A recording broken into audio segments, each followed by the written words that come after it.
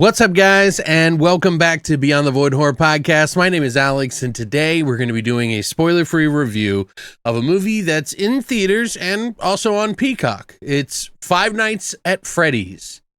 Let's get into it. It's party time, yeah! ¿Qué es lo que te trajo hasta acá? These evil people have just got to be stopped. It's Voidtober! For a while there was a rage that was happening, which was that Five Nights at Freddy's popularized on the Twitch streams across the world. I think this was also in part because of PewDiePie using Five Nights at Freddy's. He gave a lot to this. It's a weird mix of Chuck E. Cheese with kids horror, and it's a sort of style of game and jump scares at you and pops out at you. You have to watch these video cameras as a security guard, and if you don't watch them in a certain specific order, then they will pop out and get you and scare you, and it's a very jump scare kind of game. They've made many different iterations of the game, including RPGs and all these other things. But for those who aren't in the know of what Five Nights at Freddy's is, just understand that it's essentially like taking Chuck E. Cheese, those animatronic creatures, and making them attack people, but in a kid's way.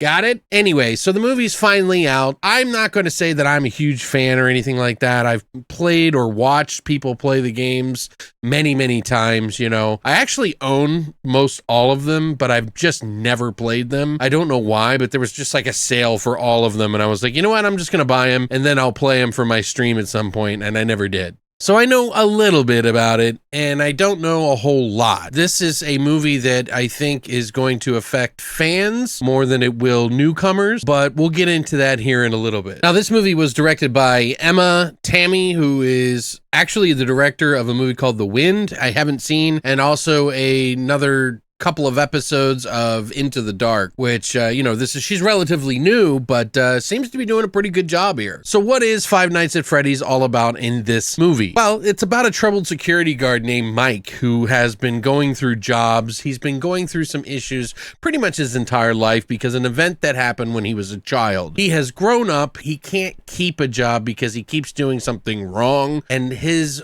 recent family members, his mother, his father, they are no longer with him, and he is tasked with raising his youngest sister, who is very young at about the age of 10.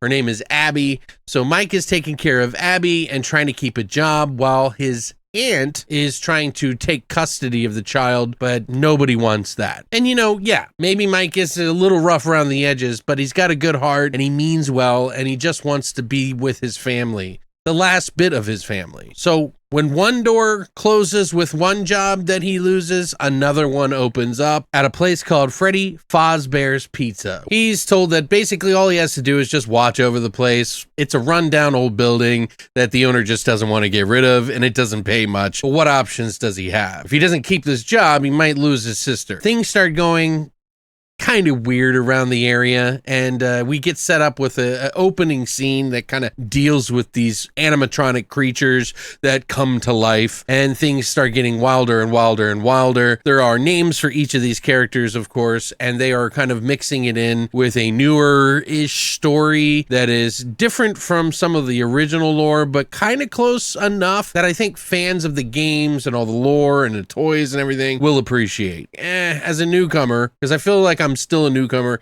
even though I kind of know some of the lore and everything like that. The fans that are going into this, I think, are going to really appreciate this in some regards, because there are some nods to some very specific things in the background. There's some things that they say and different characters in the movie that are in later iterations of the games even. So people will be really excited about that. I think this movie is geared towards a younger demographic, and I think that's why we had so many issues with this movie coming out, because Scott Cawthon, who is the creator of Five Nights at Freddy's, really wanted to have this sort of essence with it that was not too adult, that even drew in some adults you know, because it was kind of scary, but it wasn't too scary. And I think other iterations, which, you know, there was the Banana Splits, which tried to do this movie, the same like production company, and then there was the one with Nicolas Cage that they tried to do the movie, and then that didn't work. But both of those are a little bit more aggressive and you know, more bloody, obviously, but this one is a much more child-based movie, although there is some moments in the film that are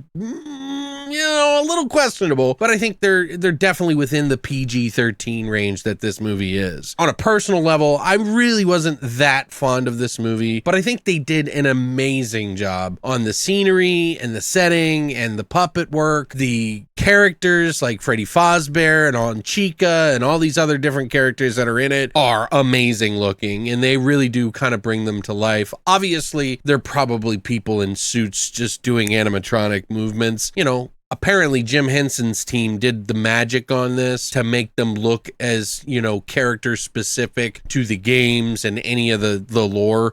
And it's perfect. Fans of this are going to really appreciate that as well. I think I like Abby a little bit more than Mike. Mike is kind of like down on his luck. He's got a little bit of problems dealing with this past thing that's happening. And he's sort of just a bystander in this essential story that revolves around, you know, these characters, these Fazbear and all these other characters. There's also this angle of kids that they push into this story that kind of change things up, but I think it will also kind of make sense by the time the end of the movie rolls. At the beginning of the movie, I was really kind of like, you know, but I'm not the biggest fan, and my score is going to be based on what I am. So, but hopefully that can springboard you into what you would like, and that's what I feel like being a reviewer is about. It's not about what I think, it's about you using what I think to pick a movie that you would like. Josh Hutcherson, who is the lead Mike in this role, I think does a sufficient job. He's likable at times. He's also kind of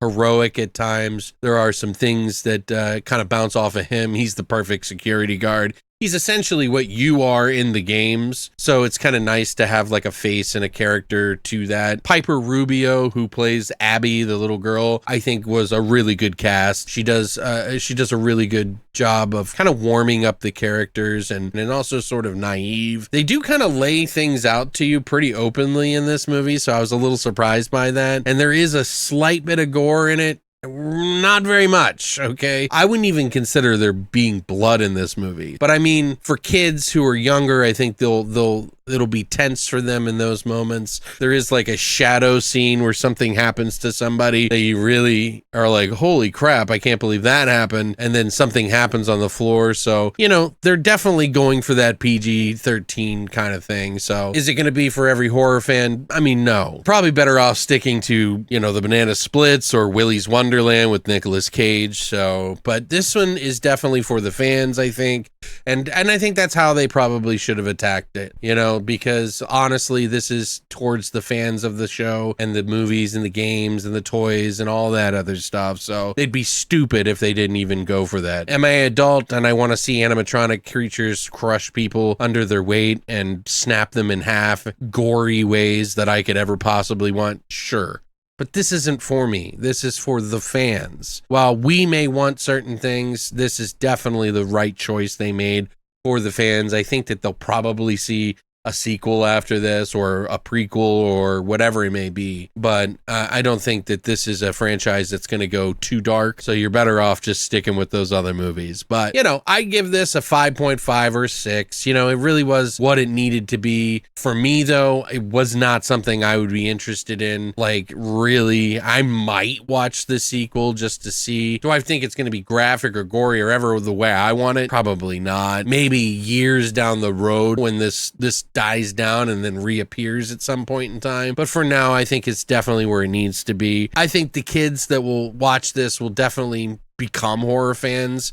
I think, you know, they already have in so many ways just by playing the games. I think this is a good one for younger adults, just under PG-13 like they normally say. But, you know, obviously kids these days, they watch everything. I think they're going to really love it. And I think their score may not be even a 10 out of 10, but it'll be around an 8 or a 7 or something like that maybe for them. But for me, I'm just calling it 5.5 just because I think they did a really good job with the puppets. I think they did the lore really well. Plus, it just looked nice, and the silliness and the kind of vibe of the games feels to be here in this movie. I mean, if you want to check it out, it's up on Peacock, and you can actually watch it on the theater if you want to take your kids out to it, but I would adhere to the PG-13. But other than that, thank you guys so much. Voidtober is almost over. I want to thank you guys for all the support. It's been an amazing month, and I really hope that all of you have a great Halloween. We got a new episode coming up on Monday, so be on the lookout for that. Thank you guys so much, and as always, long live the void.